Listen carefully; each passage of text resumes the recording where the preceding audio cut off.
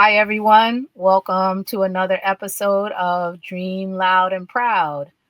Today, Janine Gomez, Executive Director and co founder of I Dream Public Charter School, I'm just thrilled to introduce you to Chef Dad, Antonio Reddick, who is joining us to talk about how he dreams loud and proud. So, welcome, Chef Dad. Hey, Janine, how you doing? Thank you for having me. It's just a blessing to be here to be able to share my story with you today. Yes, I'm excited. I'm excited to talk with you as always. So we're going to jump right into it. All right. First of all, tell us a little bit about yourself, and then we'll talk more about your dream. Yeah, born and raised here in Washington D.C., and then moved and transitioned on to Maryland. Moved around PG County in my teenage years, and always had a love for cooking. Ever since I was little, me and my brother. We kind of thought that maybe we were like the inventors of YouTube before YouTube. Like we would record ourselves doing many things, and one of the things that we would always record was us cooking. Always loved cooking from frying chicken nuggets to bacon, cakes in the oven. So I've always, had a, thing for cooking and just being in the kitchen. Oh wow, did you learn cooking from like someone in your family? Well, everybody cooks in my family. Even, the men, the women, grandmas, everybody cooks in my family. So it was just a thing that we just always did, but always took a strong taking to it. Like I would just be like the only one in the kitchen tasting different things, putting my hands in it, kind of getting busy in the kitchen. So it was always fun to be around food and different things. And I'm kind of a picky eater too. So, Um, being a chef allows you to pick and choose what you allow in your food. So that was a number one thing to be able to put, my different creations together. So, as a youngin, so just allow me to kind of, flourish as a chef today, putting together. okay, but that wasn't your profession when you became an adult. What did you? What? Yeah. So what No, is your profession? And no, then yeah. that's not my profession. My current profession is I'm in information technology, and currently I am a service desk manager, and I manage the day to day there from new hires to terminations to access for the company, managing the network systems from the internet, just a whole block of things.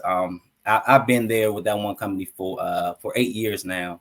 Um, but again, I've always been a computer geek, and I've always been, a person, who loves food. So, with those two things, I love to work with my hands and interact with many people. So, but yes, the 9 to 5 is definitely IT. So I've been doing that forever. I've been doing IT professionally for 21 years.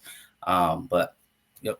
Yeah, yeah. And so what was the moment or the experience that you had that let you know that all right, it's time to get into catering? Well, I would say a little bit prior to COVID. I was always in the kitchen and busy, with my, children. I had 3 sons, so I've always been in the Mhm. kitchen busy with them. But one day I made Thanksgiving dinner, and then my family always say, Tonio, you need to stop playing, you need to go and just do something. So 2018, the first of the year, I started making these drinks. So I started making drinks along with snack puddings. So that's kind of how it really started, with drinks Oh, and just puddings. I started doing puddings in mason jars. okay. So that's how I really started. And then once I got from there, it kind of just went kind of from there. And then once COVID started, I was like, I got to get a name. I'm home every day. I got to get a name. I'm always in the kitchen with the kids, with my children. So I got to think of a name. So I thought about many different names and just different things, slogans and all that stuff. And I Uh-huh. just sat down one day. I was like, Chef Dad's Kitchen. I was like, that's it. I'm always in the kitchen, with my children. I'm their dad. So we're always in the kitchen. So like I said, my 3 sons, we always rock and roll in the kitchen, cooking many different cuisines, wide range of things. So yep, All right. So Chef Dad came from you being in the kitchen with your kids. yep. That was going to be one of my questions. Wow. So did you ever envision, I mean, now you do catering, so you have your IT job and then you also do catering, around the city. Did you envision that? Was that something that you saw yourself doing, or did you just fall into it? Honestly, I just fell into it. I just felt like I'm surrounded by a lot of people. Like I've known just being in the area.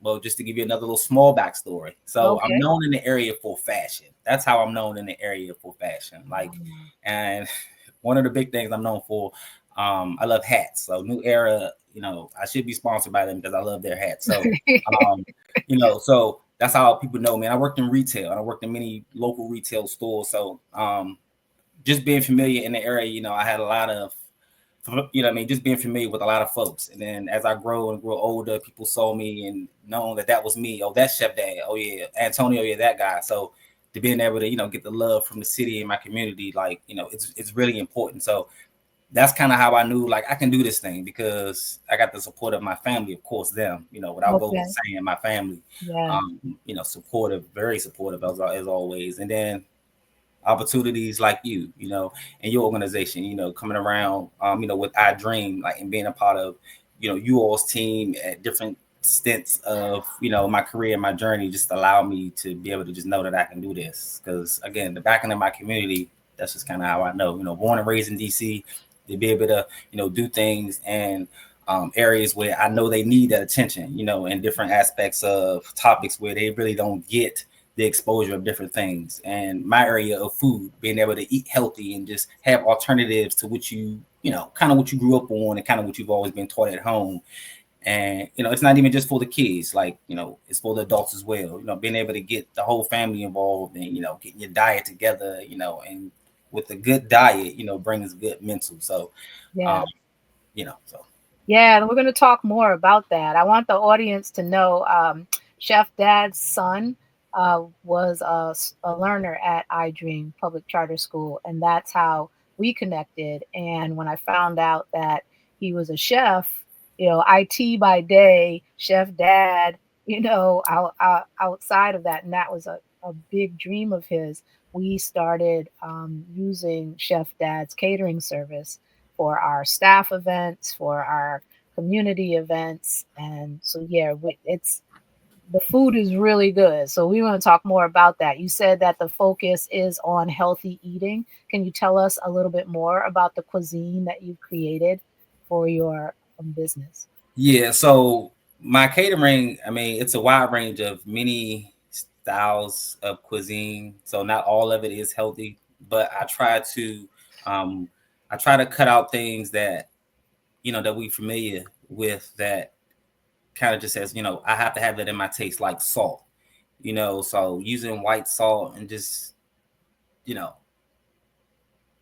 I can go on about that, but just being able to be comfortable with your diet, what I mean, understanding like it's okay to eat fruits and vegetables, incorporating that in different sauces and in different dishes for children, because children can be very picky when it comes to vegetables and and different fruits. So and make it fun as well, what I mean, and that's part of my thing is being able to make cooking and the challenge of having kids eat uh broccoli and spinach and seaweed and just different things that what I mean they probably aren't accustomed to. What I mean? So, Yeah. So, how do you come up with the dishes that you're going to add to your menu?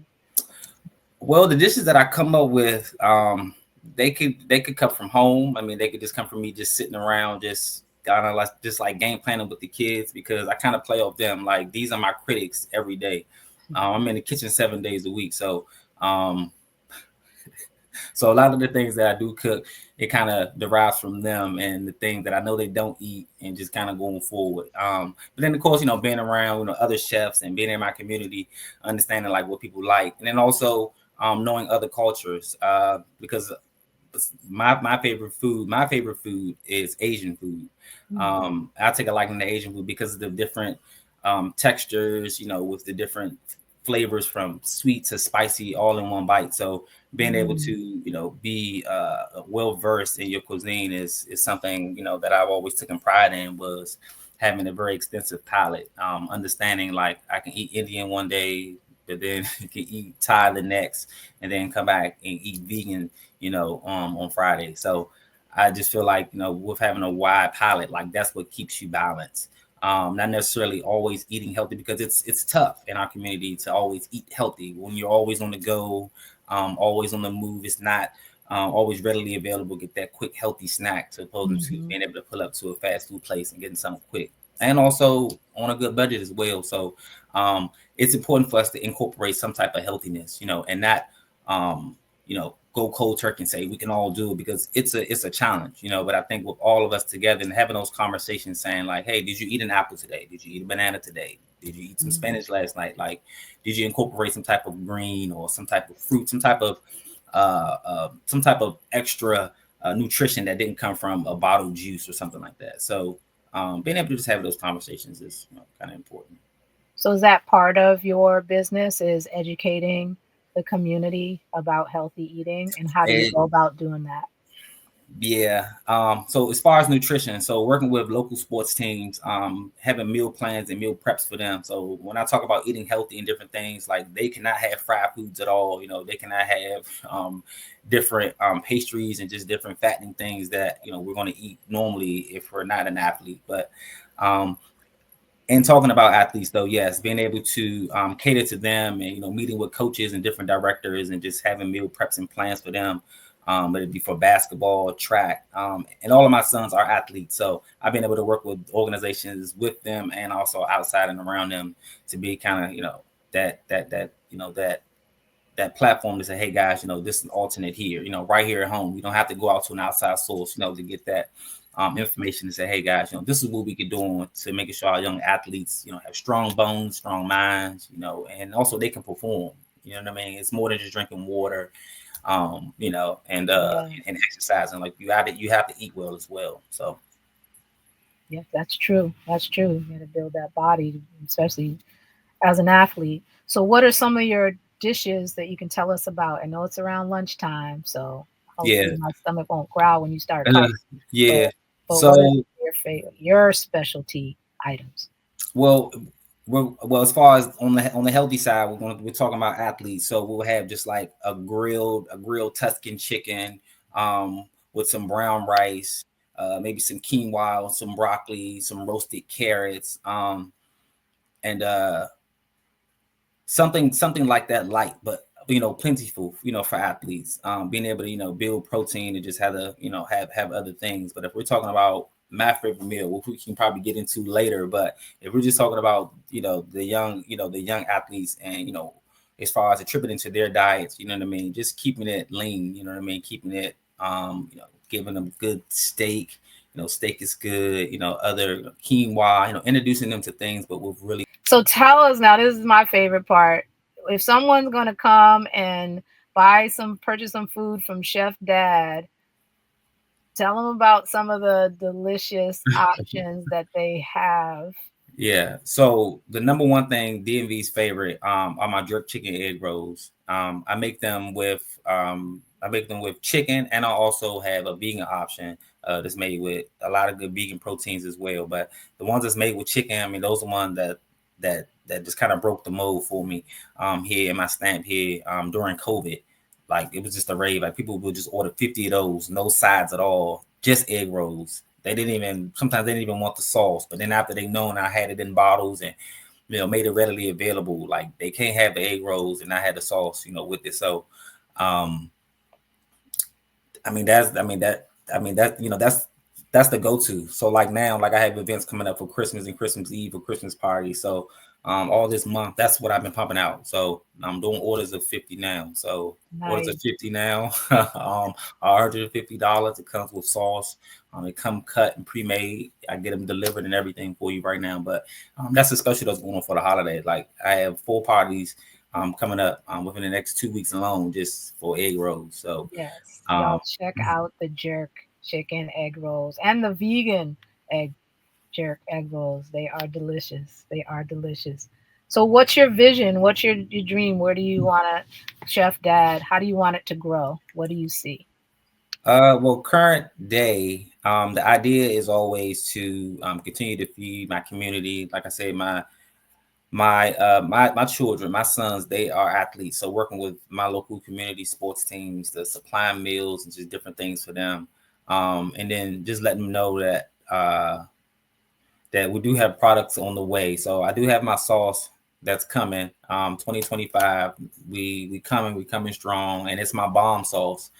So you hopefully find that. I mean, it's going to be on the street, but hopefully we'll be on the shelves in stores very, very, very soon. So that's the imprint that I'm trying to make for 2025, and then um, going forward, just being able to have a location or just a platform where families can come and just cook, and just learn about food. The idea and the concept is always there. It's forever changing, but just being able to have, number one, just have the youth, starting at a very young age, and that's kind of what Chef Dad is about. It's just having the youth when you're young, understanding it's not about, like mentioned earlier, not about how I ate growing up, not about what I don't like, but being able to experience and explore other foods, being able to make your palate a little bit more extensive to what you've known it to be.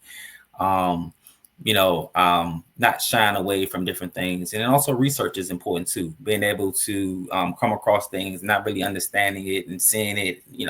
They on TikTok for other things. Like food and TikTok go hand in hand as well. Not only the latest dances and latest craves, but being able to understand different foods, globally, it's important. So, but all in all, though, immediate though, the sauce, soon come. But as far as the overall is just having a spot where people can just come and cook. Um, I mean, I know, for me to have a restaurant, that's always a thing, but being able to share the experience and show individuals like, this is how it's done, showing them different ways on how to, feed your family, how to feed a crowd. And it doesn't have to take a lot of money. It doesn't have to take a lot of skill. It just takes a lot of patience. So, being in the kitchen, what I mean? People always think, I don't know how to cook. Yes, you do. Just get in there, take time. You know what I mean? Just take your time, and understanding your craft. But I guess that's with anything you're doing. But with cooking, um, you know, That's a fantastic idea. So you're thinking about having a space where families can come and learn to cook, or individuals can come, like your own, like a cooking class kind of it setup. is. I mean, and we can expand it and say cooking school. Cooking school, yeah. But to be able to have people just come, whether it be a party or two, or or a family of seven, to be able to just come and just say, hey, hey, tonight's cuisine will be from India, and this is where it derived from. And then we could do two things. We can say this is the standard tradition version of it, and this is an alternate version, and maybe it could be vegan or another XYZ option. But being able to just have folks in this area just being able to experience that. And I say this area, meaning the DC area, in Hmm. areas we know that they need it.